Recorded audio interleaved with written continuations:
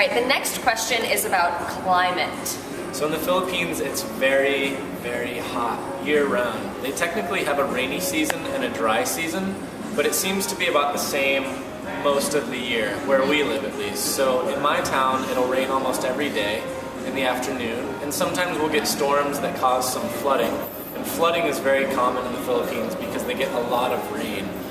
So it's very wet, and it's also very hot. So the average temperature is at least in the 80s, sometimes in the 90s, and the humidity is almost always near 100%. So at night, it doesn't get much cooler, and it's so hot that if your fan turns off at night, we always have fans on, and if your fan turns off, you know the power's gone out because you wake up almost because you're sweating so much.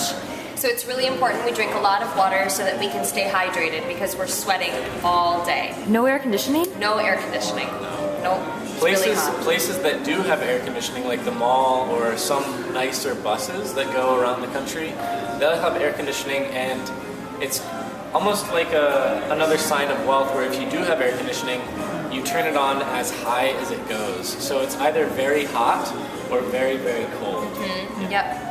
Let's see, next one. Okay, the next question is about the types of bugs in the Philippines. So the most common bugs are ants. Ants are everywhere, and a lot of them bite in the Philippines, so you have to be really careful if you see ants to get rid of them so that they don't bite you.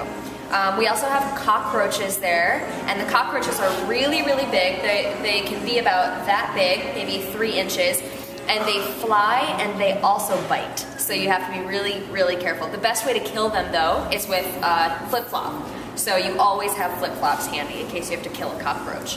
And then they also have friendly house spiders. Yeah, so friendly house spiders are about that big.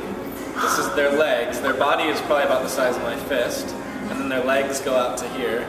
And they don't bite, they're harmless, but they're very, very fast. It's really scary. Yeah, when you see one, they're very fast. So people will keep them in their houses because they kill cockroaches and other bugs, but they're very scary to us. And when they're pregnant, the female spider will get a sac that grows underneath their body. And if you kill the spider when they have that sac, it explodes and baby spiders go everywhere. And there's like hundreds or thousands of them. So you have to be really careful with the bugs. Yeah. And they also have mosquitoes, and those can carry different diseases. So you always have to have bug lotion on you or bug spray. Yeah. Okay, our next question is about sports. What sports are popular? The most popular sport is basketball. So they love basketball. Every town has a town plaza, and in the plaza, without fail, there's always a basketball court. So throughout the day, there will always be people in my town playing basketball, and they play basketball just in flip-flops. So they'll be running up and down the court in flip-flops. People will go hiking in flip-flops. But the most popular sport is basketball. Tennis is popular. Badminton is very popular. And soccer is getting more popular. The Philippines has a soccer team called the Azkals, and they're becoming a lot more popular. Okay, next we'll talk about school. So in my school, I teach elementary school. We have about 50 children in each class, and the classrooms are pretty small. It's probably about half the size of your classroom. We have a lot of desks, but we don't have that many books. The books that we have are pretty old. We still use a chalkboard and chalk, and we don't have a projector, we don't have computers, and we have a few electric fans. So there are a lot of kids who will bring their own fans and fan themselves during school because the electric fans are really far away, but it does get really, really hot in the classrooms because it's so crowded. And there's one principal at every school, and the school year starts in June and it goes until March. So the school year is a little different, and then summer vacation would be April and May instead of June and July and August like it is here. The school day is a little bit longer too. So at our schools start at 7:30 in the morning, and it goes until 5 p.m.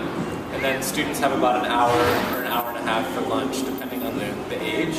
And every day starts with a flag ceremony where they sing the national anthem, they have a prayer, and they raise the Filipino flag for the day.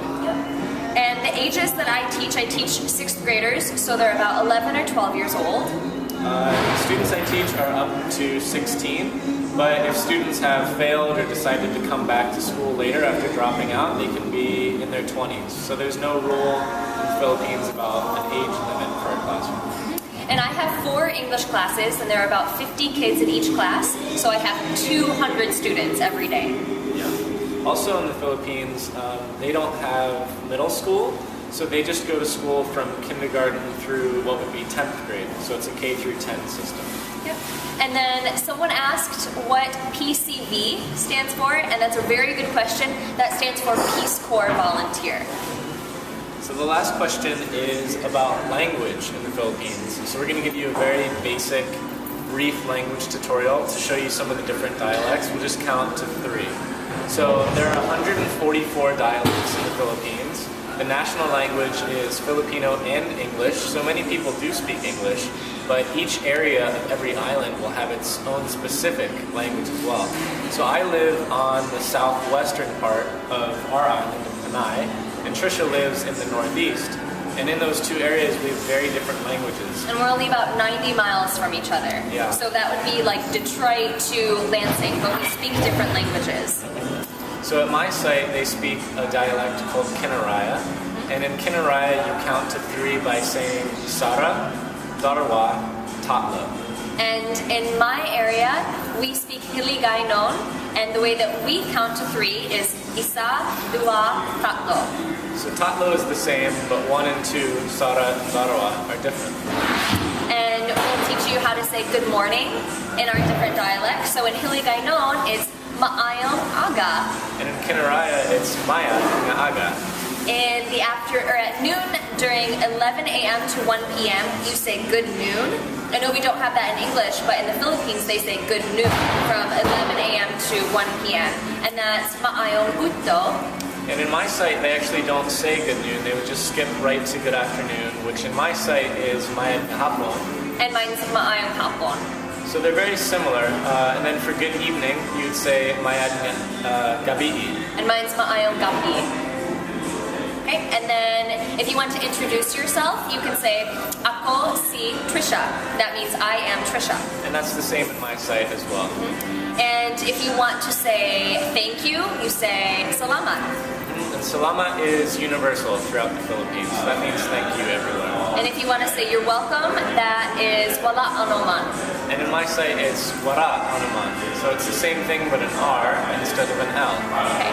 Ms. Costco, do you have any phrases that you want to know? Or any of your students? Tell us about the greeting when they walk in, teachers walk in, and what do the students say to the teacher? So anytime, if you're in your classroom, anytime an adult walks in, it could be a parent, a visitor, another teacher, the principal, everyone stands and they say good morning or good afternoon, guest, or good afternoon, ma'am, whatever their name is. Welcome to our class, or mabuhay, which means welcome.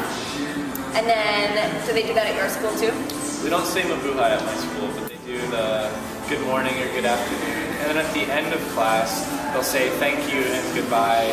Also at my Trisha or Sir Ryan. And we start every class with that greeting. When the teacher walks in, all of the kids will stand up and they will greet each other or greet the teacher, and then they sit down and they say a prayer at the beginning of every class. And after we're done with the prayer, then we start class. Yeah. Excellent. Thank you so much, Ma'am Trisha and Sir Ryan. Thanks, 5th graders.